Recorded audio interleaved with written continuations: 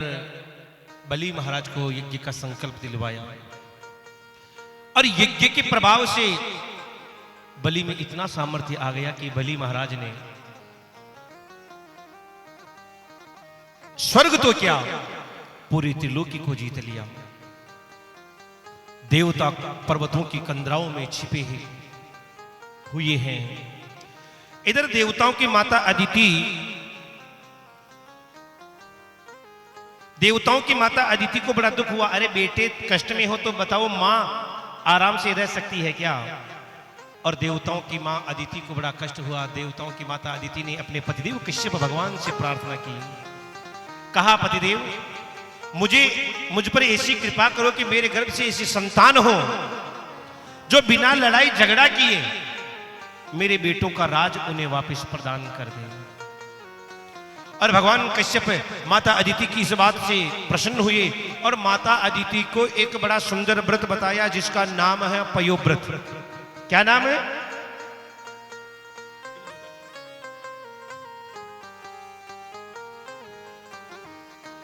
महाराज व्रत बताया, उसका नाम है, क्या नाम है जी? पयोव्रत। जिन माताओं बहनों के संतान ना हो या माताएं चाहती हैं कि हमारे भी भगवान के जैसा पुत्र हो तो उन माताओं को ये पयोव्रत करना चाहिए। कब और कैसे करें तो बता दूं।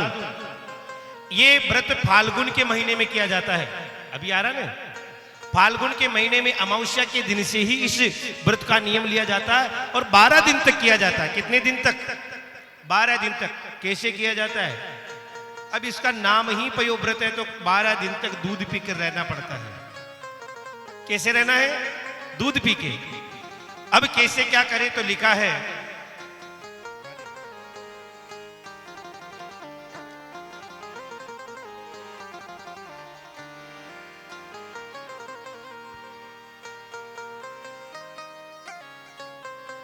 महाराज कि फाल्गुन श्यामले पक्षे द्वादशाहं पयोव्रत अर्चयेरविन्दाक्षं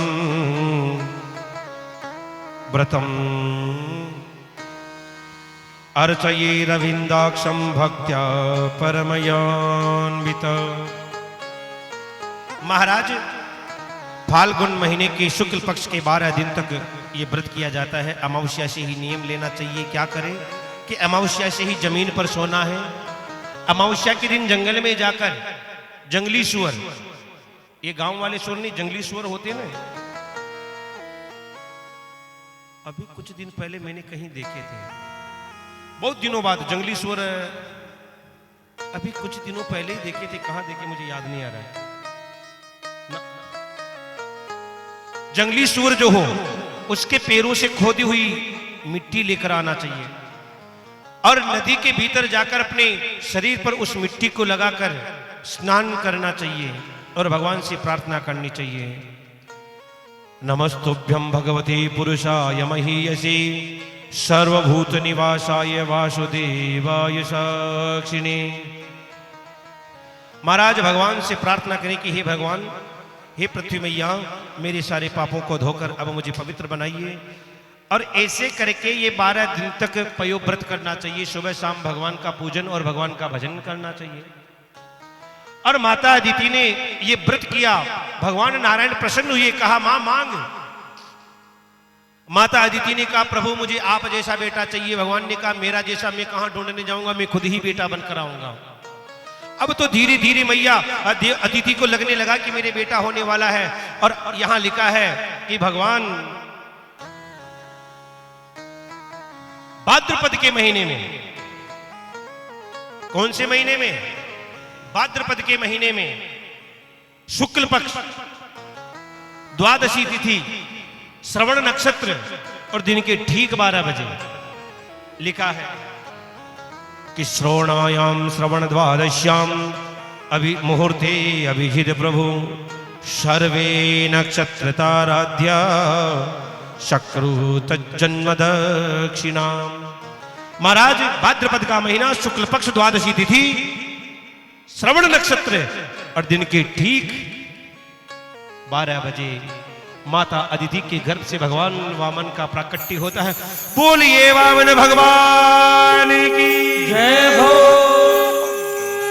और जैसे ही भगवान वामन का प्राकट्य हुआ, देवता पधार गए, देवताओं ने पुष्प वृष्टि की।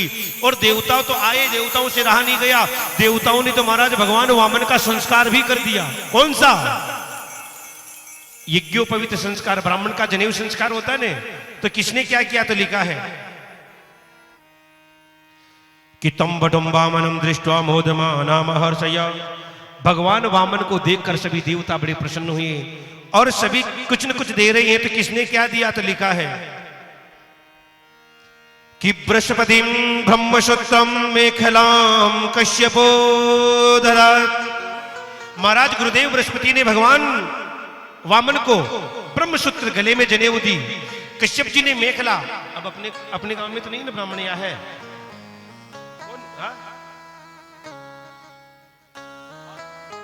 नहीं, जनेऊ संस्कार जब ब्राह्मण का होता है तो आपने कभी देखा हो तो गले में मूंज की जनेऊ, गले में मूंज की रस्सी जिसे मेखला कहते हैं, हाथ में दंड दिया जाता है, डंडा दिया जाता है, छत्र दिया जाता है। अभी देखेंगे भगवान वामन आ रहे हैं अपने सामने, अपने की झांकी के दर्शन करेंगे और यथा योग्य जिनके पास दक्षिणा है वो दक्षिणा भी देंगे भगवान वामन को, क्योंकि अपनी कथा में पहली बार ब्राह्मण आ रहा है।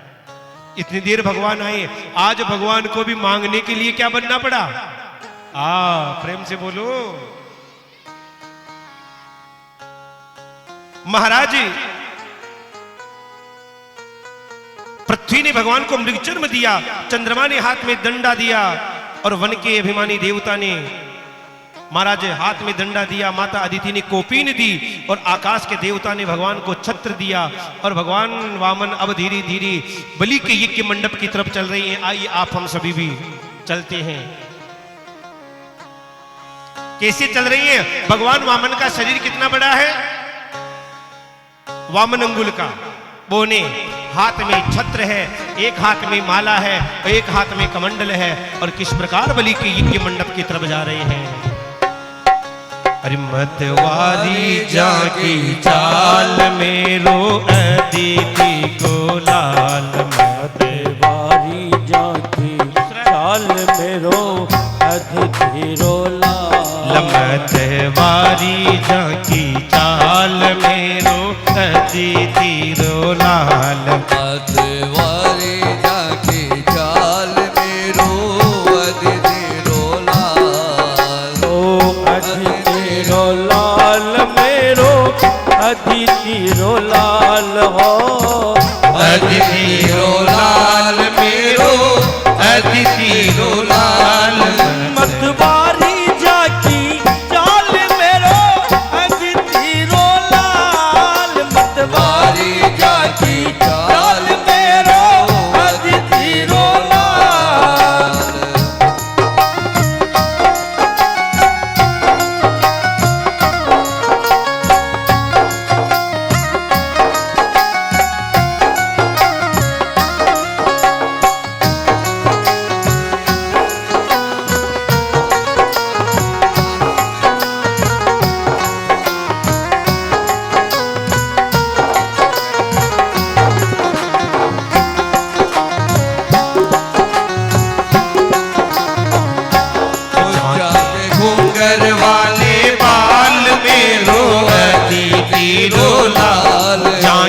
घूंगर वाले बाल मेरो अदिति रो लाल। देखिए मुझे कहते कहते 4 दिन बीत गए।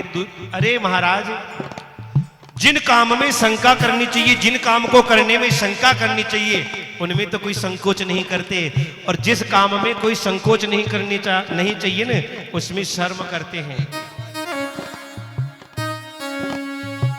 अरे महाराज, भगवान के सामने नाचने में, कथा में नाचने में कैसा शर्म, कैसा संकोच, लेकिन कथा में नाचने में तो शर्म लग रही है। और अभी दुनिया के यहाँ ब्याह होता तो महाराज उछल उछल के इतने नाचते कि पैर ही दुख जाते। अरे बड़े प्रेम से वो जाके घूंगर वाले बाल मेरो अदिति रो लाल। जाके घूंगर वाले बाल मेरो अदिति रो लाल। जाके घूंगर वाले बाल मेरो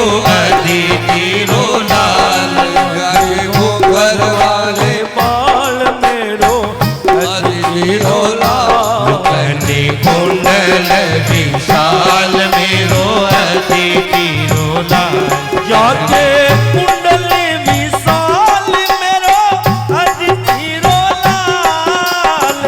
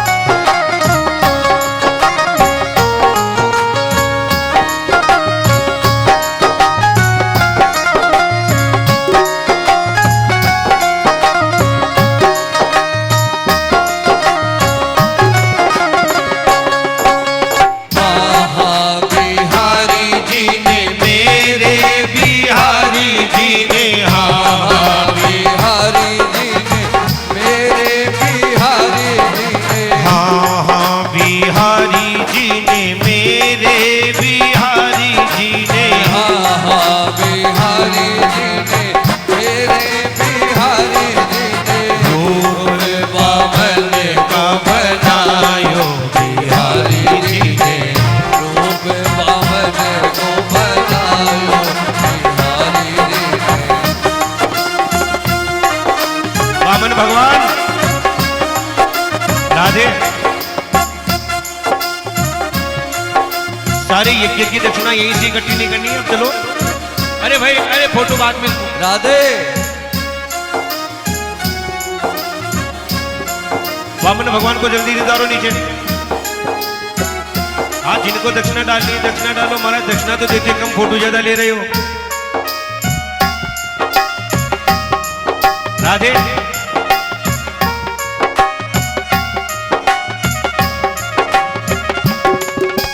हाँ हाँ बिहारी जी ने, मेरे बिहारी जी ने। हाँ हाँ बिहारी जी ने, मेरे बिहारी जी ने। रूप वामन को बनायो बिहारी जी ने। रूप वामन को बनायो बिहारी जी ने।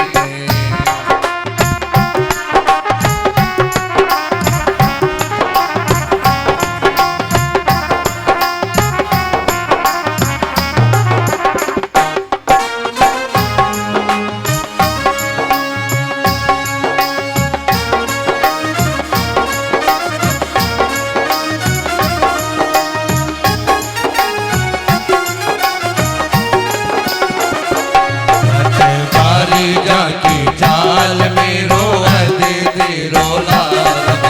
बारी जाकी चाल में रो अदिति रोलाल। अदिति को लाल मेरो अदिति रोलाल। अदिति रोलाल मेरो अदिति रोलाल। बारी जाकी चाल मेरो अदिति रोलाल। बारी जाकी चाल मेरो अदिति रोलाल। जाको नाम नंद लाल मेरो अदिति रोलाल। जाको नाम नंद लाल मेरो अदिति रोलाल। बने वामन की पाल मेरो अदिति रोलाल। बने वामन के पाल मेरो अदिति रोलाल। बोलिए वामन भगवान की जय हो। अरे महाराज, ठंडी का समय है, कहीं वामन भगवान बीमार पड़ गए तो हाँ कैसे जाएंगे बलि के पास? ले आओ जल्दी।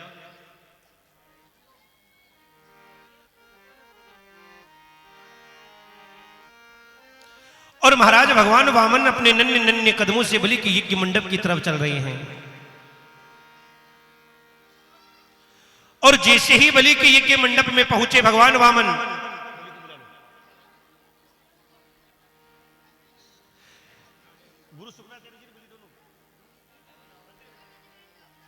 और महाराज जैसे ही बलि के यज्ञ मंडप में पहुंचे भगवान शुक्राचार्य, भगवान वामन, इधर गुरुदेव शुक्राचार्य जी और महाराज बलि मंडप में बैठे हैं। और जो भगवान वामन को देखा, बलि ने अपने गुरुदेव की तरफ इशारा करके कहा, रे गुरुदेव देखिए तो सही, आज ये उत्तर की तरफ से सूर्य निकल रहा है क्या? गुरुदेव शुक्राचार्य जी ने देखकर कहा, भैया ये सूर्य है कि नहीं? ओ वामन भगवान, गणित खिंचाली फोटो आ जाओ। और महाराज इधर भगवान वामन बलि के यज्ञ मंडप की तरफ जा रहे हैं। बलि ने दूर पास जाकर, अरे ऊपर, और महाराज भगवान वामन जैसे ही बलि के यज्ञ मंडप के पास पहुंचे, बलि जाकर भगवान वामन को प्रणाम करता है।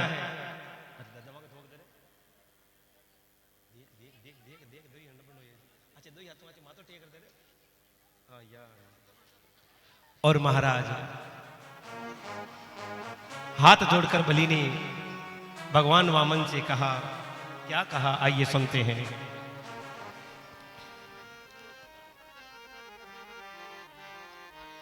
कि स्वागतम ते नमस्तुभ्यं ब्रह्मन् किं गर्वामते ब्रह्म ऋषिणा तपः साक्षात् मन्ये त्वार्य वपूधरम्। बलि कहता, महाराज आज मुझे ऐसा लगता है कि कोई आप कोई ब्राह्मण बालक नहीं है कि तो हिमालय की तलहटी में जो ब्राह्मण तपस्या कर रहे हैं उनका मूर्तिमान मनुष्य बनकर ही आप यहां पधारे हैं क्या? बलि कहता महाराज मांगिए, आप जो मांगोगे मैं दूंगा। आप गाय मांग लो, धन मांग लो, सोना मांग लो, जो मांगोगे दूंगा। भगवान शुक्राचार्य जी कुछ वो भगवान वामन कुछ बोलते ही नहीं है। शुक्राचार्य जी ने कहा दिखता नहीं क्या माला जप रहे हैं। और महाराज भगवान वामन ने अपनी माला पूरी की। बलि ने कहा महाराज मांगिए। भगवान वामन ने कहा भैया किसमें चाहिए? अरे धन चाहिए किसमें? अगर धन लेकर क्या करूंगा भैया, अकेला हूं। अगर धन होगा तो फिर महाराज धन की रखवाली करनी पड़ेगी, वरना अभी कोई टेंशन ही नहीं है। आपने कहा कि गाय ले लो, तो भैया गाय लेके करूं क्या? दूध पीता हूं नहीं, दही खाता हूं नहीं। अगर गाय लेकर जाऊंगा भैया, अभी 24 घंटे भजन करता हूं, गाय लेकर गया तो भैया गाय के लिए गोबर उठाना, चारा डालना, दूध निकालना इत्यादि काम करना पड़ेगा। फिर भजन कम होगा कि नहीं होगा? बलि ने कहा अच्छा, मुझे ऐसा लग रहा अभी आपकी शादी नहीं हुई, वरना सारा नमक मिर्च का भाव याद आ जाता। आप कहो तो शादी करवा दूं। भगवान वामन ने कहा भैया शादी क्यों करनी? अरे महाराज शादी करोगे तो अच्छा रहेगा, परिवार चलेगा। भगवान वामन ने कहा भैया अगर शादी करूं तो बताओ फिर बाल बच्चे होंगे कि नहीं होंगे? कि होंगे। अब बाल बच्चे हो गए, अब बताओ 3 बच्चे हो गए और छोटा वाला बच्चा कभी अकस्मात बीच में चला गया तो बताओ रोना पड़ेगा कि नहीं रोना पड़ेगा? बलि ने कहा महाराज बेटा मरेगा तो रोना ही पड़ेगा नहीं। भगवान वामन ने कहा तो ऐसा काम ही क्यों करूं जो बाद में रोना पड़े? प्रेम से बोलो जय श्री कृष्ण। शादी नहीं करूंगा, बाल बच्चे होंगे नहीं, बाल बच्चे होंगे नहीं तो मरेंगे नहीं, और मरेंगे नहीं तो रोना ही नहीं पड़ेगा। बलि ने बड़ी जिद की। भगवान ने कहा अच्छा ठीक है, देना ही चाहते तो एक काम करो, तुम मुझे 3 पग धरती दे दो। कितनी? 3 पग। बलि ने कहा महाराज शर्म नहीं आती आपको मांगने में, लेकिन मुझे देने में शर्म आती। 3 पग धरती क्या होती है? भगवान वामन ने कहा तो ठीक है रहने दे। शुक्राचार्य जी महाराज ने देखा कि ये ब्राह्मण तो नहीं है, अगर ब्राह्मण होता तो इतना संतोषी नहीं है। आंख बंद करके देखा तो महाराज इन वामन में भगवान शुक्राचार्य जी को चतुर्भुज नारायण के दर्शन हो गए। बलि को हाथ पकड़ के कहा रे बलि, ये ना बामन है ना त्रेपन है, ये सीधा अनंतर है। नारायण छोटा बन के आया, तेरा सब कुछ लूट के ले जाएगा। बलि ने कहा महाराज भगवान नारायण बन मांगने के लिए आए हैं तो भी देना पड़ेगा। और महाराज बलि 3 पग धरती देने का संकल्प करने लगा और कहते हैं कि महाराज वो शुक्राचार्य जी उस जल की झारी में बैठ गए तो डाब का तिनका निकाल कर उस जल की झारी में डाला तो महाराज शुक्राचार्य जी की एक आंख गोविंदाई नमो नमः कर दी। मानो भगवान कहते भैया गुरु जो होता है वो एक दृष्टि का होना चाहिए। गुरु की नजर में भेद नहीं होना चाहिए कि ये गरीब का और ये अमीर का। गुरु की नजर में सब बालक एक होने चाहिए। इधर जो जल आया उसमें बलि ने संकल्प किया अहम विरोचन पुत्राय ब्राह्मणाय वामन स्वरूपाय वामनाय त्रीणी पदवी भूमिम हम संप्रददे। ऐसा कहकर संकल्प छोड़कर बलि ने भगवान वामन के चरणों में प्रणाम किया। और जैसे ही भगवान वामन के चरणों में बलि ने प्रणाम किया और जैसे ही प्रणाम किया भगवान वामन विराट बन गए। बोलिए विराट भगवान की। एक पग में भगवान वामन ने पूरी धरती को नाप लिया, दूसरा पैर भगवान ने ऊपर किया और भगवान का चरण ब्रह्मांड कटा का भेदन करता हुआ ब्रह्मलोक में गया। ब्रह्मा जी महाराज ने भगवान के चरण को धोकर जल अपने कमंडल में रख लिया, वही विष्णुपदी गंगा बन गई। बोलिए गंगा मैया की जय हो। इधर महाराज एक पग में धरती नाप ली, दूसरे में ब्रह्मांड नाप लिया। कहा कि तीसरा पैर कहां रखूं? बलि को बांध कर रख दिया। बलि ने कहा महाराज एक बात बताओ, धन बड़ा होता है या धन का मालिक? भगवान ने कहा धन का मालिक बड़ा होता है। बलि कहता महाराज एक काम करिए, आप अपना तीसरा चरण मेरे माथे पे रख दीजिए। और भगवान वामन ने अपना तीसरा चरण बलि के माथे पे रख दिया।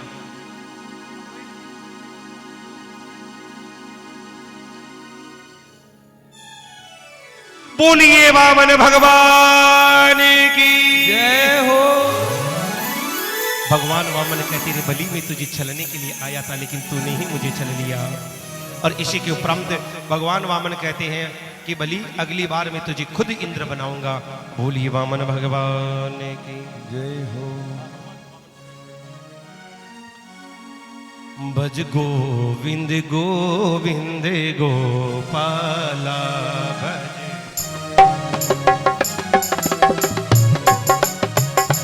भज गोविंद गोविंद गोपाला भज गोविंद गोविंद गोपाला। ओ प्यारो मुरली मनोहर नंद लाला। ओ प्यारो मुरली मनोहर नंद लाला। ओ प्यारो मुरली मनोहर नंद लाला। ओ प्यारो मुरली मनोहर नंद लाला। भज गोविंद गोविंद गोपाला। भजो गोविंद गोविंद गोपाला। महाराज वामन भगवान अपने धाम को पधारे, बलि को यज्ञ राज सुतल लोक का राज देकर। इसी के साथ महाराज एक शक्तिव्रत नाम के राजा हुए, जल में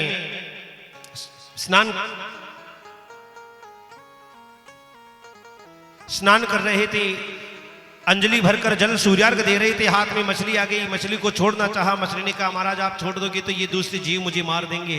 कमंडल में रखा, कमंडल में नहीं आ पाई। तो महाराज उसे घड़े में रखा, घड़े में भी नहीं आ पाई। कड़ा में रखा, कड़ा में भी नहीं आ पाई। तो एक बहुत बड़े सरोवर में रखा, वहां से नहीं आ पाई। तो नदी के माध्यम से सागर में प्रवाहित कर दिया।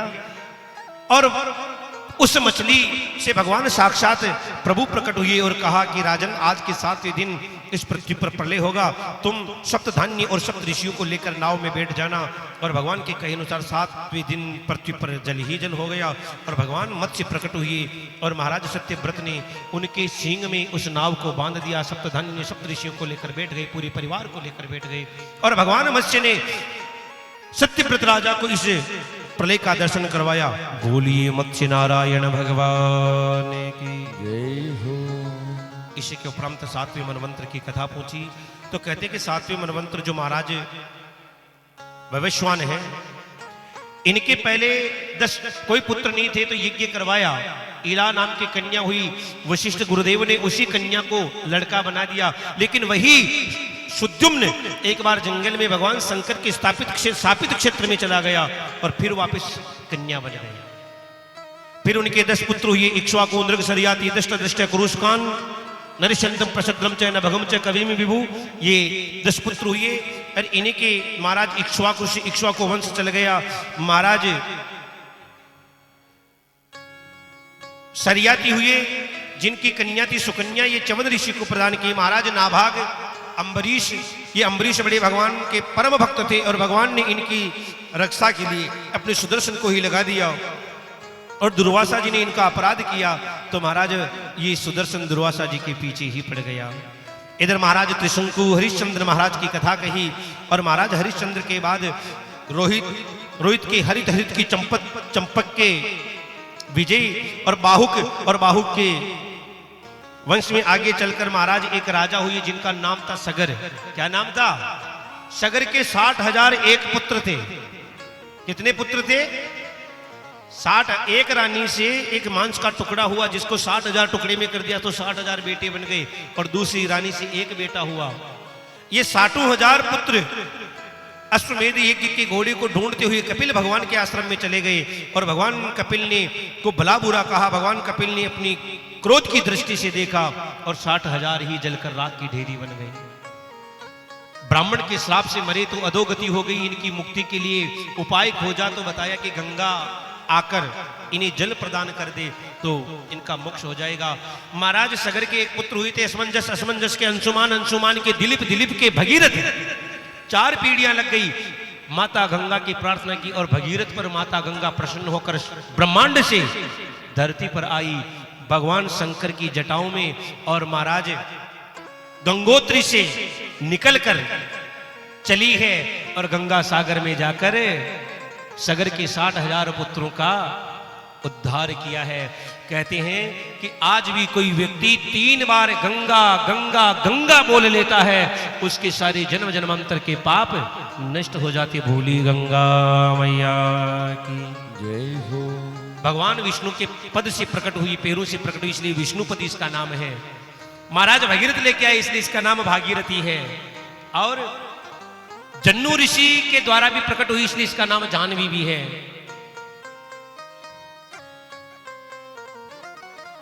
इधर महाराज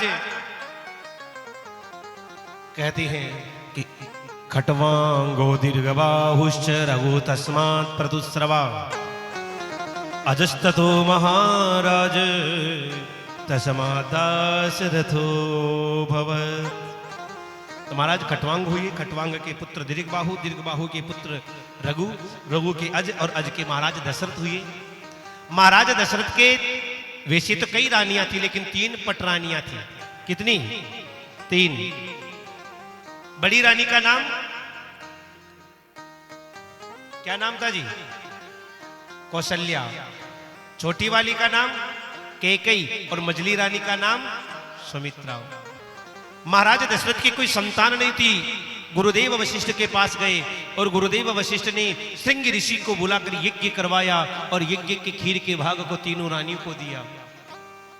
माता सुमित्रा के हाथ से कोई चील पक्षी उस खीर के भाग को ले गया और हिमालय की कैलाश की तलहटी में ले जाकर माता अंजनी की गोद में डाल दिया और माता अंजनी उसे पा गई। इसलिए अंजनी के भी पुत्र हुआ। ये कुंवारी के हुआ था महाराज, क्योंकि खीर का प्रसाद था और जो खाए वो पुत्र होगा। और माता अंजनी की पुत्र हुई कौन? और महाराज हनुमान जी, माता अंजनी ने वो खीर का भाग प्रसाद देखा, खाया और ऊपर देखा तो एक केसरी नाम का बंदर बैठा था। इसलिए गर्भस्थ शिशु पर नजर का दोष लगता है ना जी, और नजर पड़ गई थी केसरी बंदर पर। इसलिए हनुमान जी कैसे हो गए? बंदर जैसे। और महाराज हनुमान जी एक, और हनुमान जी के पिताजी कितने हैं? हाँ, अब आपके गांव वाले कह रहे 3, आप कह रहे 2। हनुमान जी के पिताजी 3 हैं। कितने पिताजी हैं? हनुमान चालीसा गाते कि नहीं गाते? कोई कौन कौन गाता है? याद है ना? आइए, कौन कौन है? शंकर सुवन केसरी नंदन, शंकर सुवन केसरी नंदन, तेज प्रताप महाजगवंदन, तेज प्रताप महाजगवंदन, तेज प्रताप महाजगवंदन, शंकर सुवन केसरी नंदन। शंकर सुवन केसरी नंदन। अब कुछ लोग शंकर सुवन कहते हैं। एक संत जी से मैं सुन रहा था, वो कहते हैं कि यहां शंकर सुवन नहीं, कि तो वो कहते हैं शंकर स्वयं केसरी नंदन। भगवान शंकर खुद 11वें रुद्र के रूप में हनुमान जी बनके, हनुमान जी भगवान रुद्र के कौन से अवतार हैं? 11वें। अरे भगवान शंकर खुद रुद्र बन के आए हैं। भोली हनुमान जी महाराज की जय हो। आगे कहते हैं ना कि पवन तनय संकट हरण मंगल मूर्ति रूप, राम लखन सीता सहित हृदय बसहु सुरभू।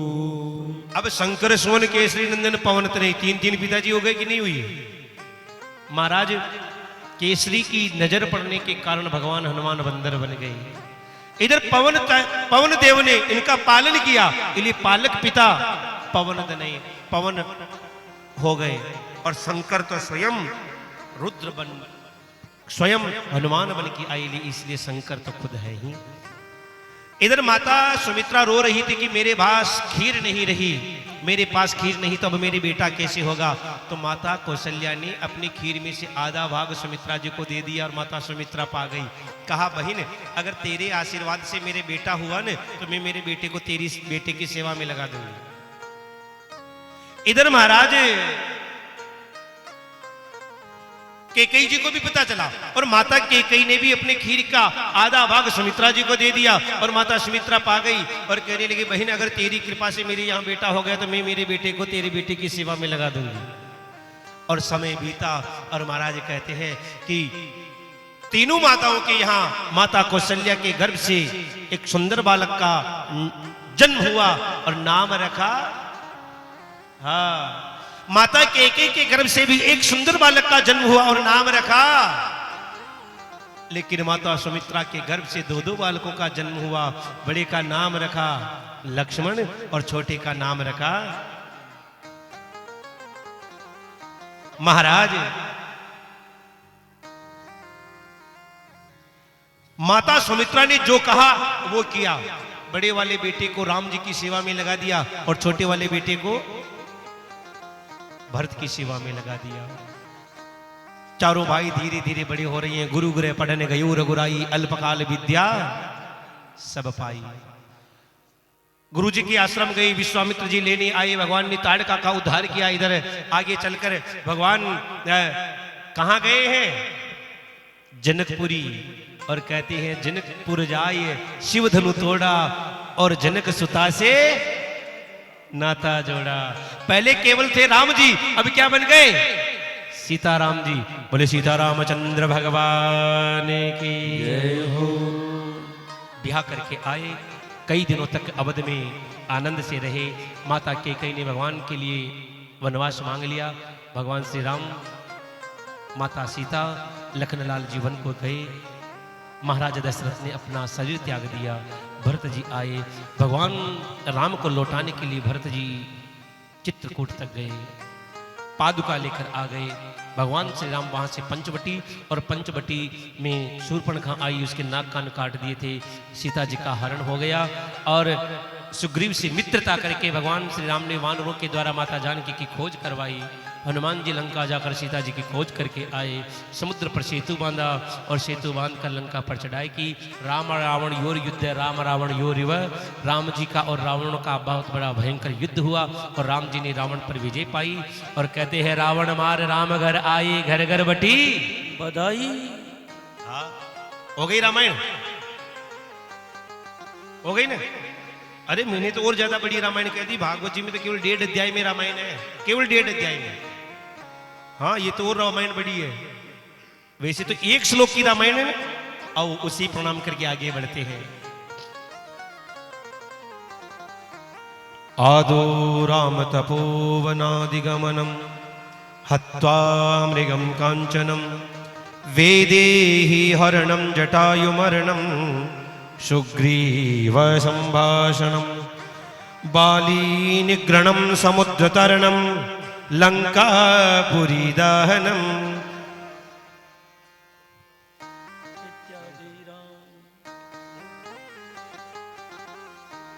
पश्चाद रावण कुंभकर्ण हननम एते द्विरामायणम। हाँ, ये भगवान की कृपा है। भगवान कहते ले तेरा थोड़ा स्क्रू ढीला कर देता हूं, कैसे याद करेगा? अब जो श्लोक बार बार गाते वही भूल गए। ये हो गई 1 श्लोक की रामायण। और एक रामायण इससे भी और छोटी है, वो भी बताई दो, फिर क्यों कमी रखूं? इतनी बताई तो ये रामायण भी बता जाऊं।